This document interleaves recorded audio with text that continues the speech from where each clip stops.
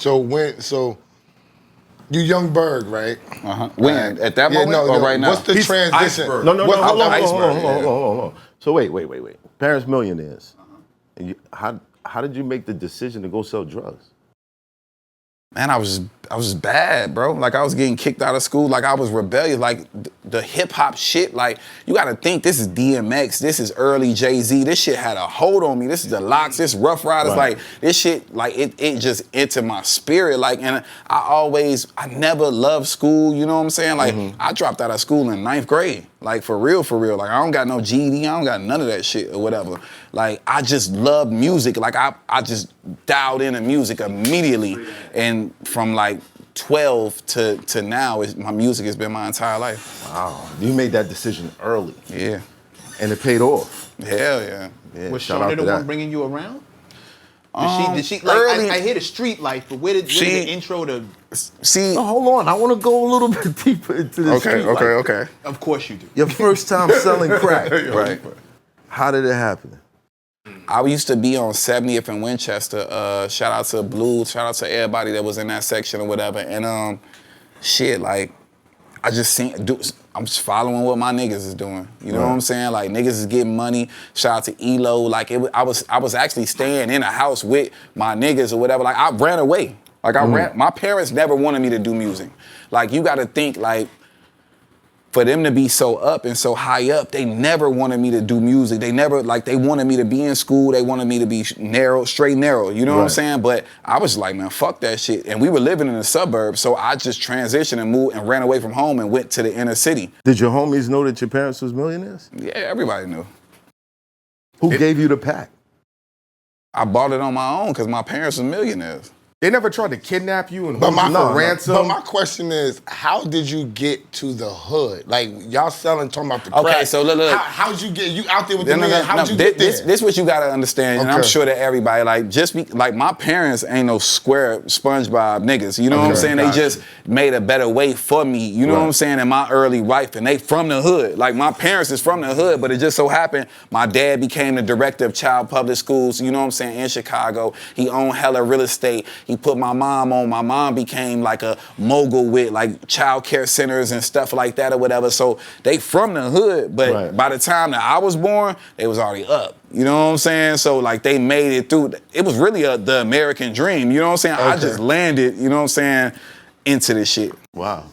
Bug, your parents ran child care centers, and their son runs to the hood to sell crack drugs after they already made like it. It was so crazy to the point that like I remember back in the day, like when my mom like had all our child care centers, like you know how like So Def had the billboard in Atlanta, like where it's like you get off the plane in Atlanta, like we had billboards all over the city, and like my face was on it, and I was the guy like from the child care centers, whatever, and it just evolved into me like going on some street shit.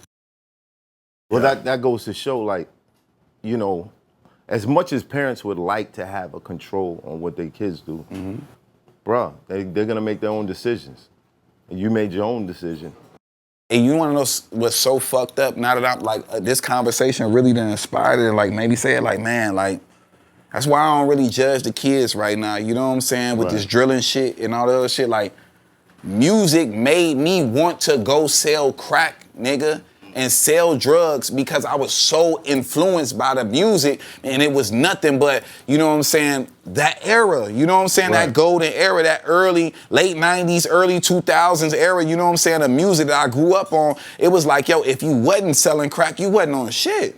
You wasn't that. So the music influenced me. So as much as I look, like, I feel bad for it, you know, because where the kids is, like, I'm a reflection of that shit too. Like when you hear niggas talking about spin a block, do this, blah, blah, blah, blah, blah, blah, it kind of poison you. Like, it's just that we in a bad era of this shit right now. Like, y'all can't tell me that when Jeezy was in his heyday, every dope boy wanted to get in the car and go make a play to some young Jeezy. Back.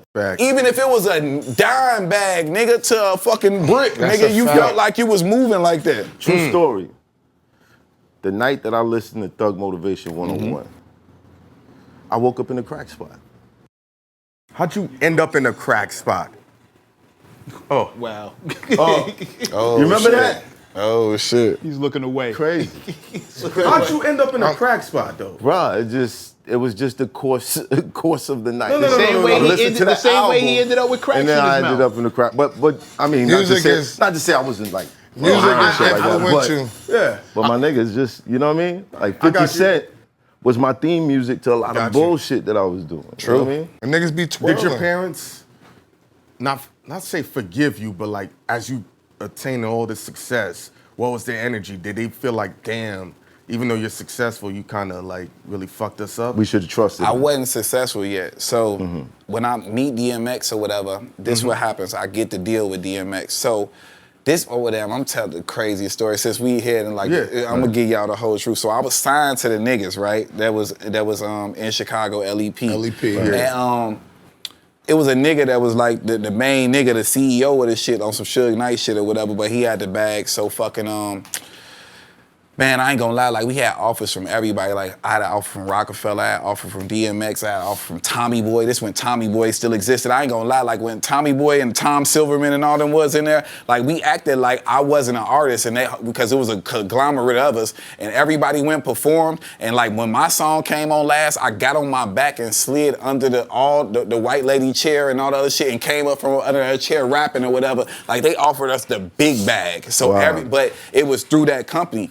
But DMX didn't want to fuck with them. Right. He just wanted me. You know what I'm saying? Like, yo, shorty, fuck them niggas. Like, you know what I'm saying? Like, it's me and you. Right. So when I got back to Chicago after the bidding war and like after Hove and everybody wanted to be involved with me and shit, like this nigga got on some real Suge Knight shit. Like, and he was on some like, this is a real life story. So we get X. This is why LEP. This I go back to Chicago now while they doing that, and I'm still a kid.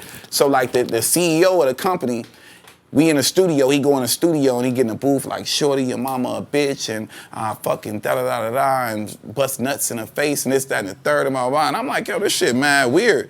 So I go in the booth after him and like, this nigga mad DMX want to sign me, something from blah, blah, like it was like we was battling each other. Yeah. But in that, like when I come out the booth, the nigga like threw me over this shit like on some Suge Knight shit or whatever and like pushed me in a room like, I own you, nigga. Write a rap.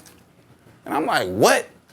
Boom, boom. Nigga started beating me up as a kid, you know what I'm saying? And like the guys like Bugs and all the people I work with, they kick in the door and they like, get him off me. And that's how I got out of my contract with LEP. Cause they put hands on me, you know what I'm saying? Like the nigga, and I was a kid. So how old were you when this happened? It's like 13, yeah. So was he doing this because he felt like you were gonna leave and go for he felt like I was his son. So you know when you see, like now that I'm older, like, and I've made people dreams come true and seen shit come to fruition, he really felt like he was like, Baby and Lil Wayne. Exactly. Right. So, like, even to the point prior to that, when Eve named me Young Berg or whatever, we were in quad, like I was saying earlier, and like DMX pulled up the quad. He heard I was in New York. Like Eve had told him. So he like, X was like, the X on the way up here. And I was with the niggas, and they pulled me in the bathroom. They like, nigga, we gonna kill your mama and your daddy. You act like you wanna fuck with this nigga. And I was like, what? And I was a kid. Like, you know what I'm saying? So like, this was some real, like... You didn't believe it, though. Hell yeah. What you talking about? These niggas was official. Like, they the reason I had anything. You know what I'm saying? So I was just like, damn, like, I was thrown off by that whole shit or whatever, but, you know, he lost his bearings, and once he ended up doing that whole little incident after the fact, putting hands on me or whatever, I went back, told my parents.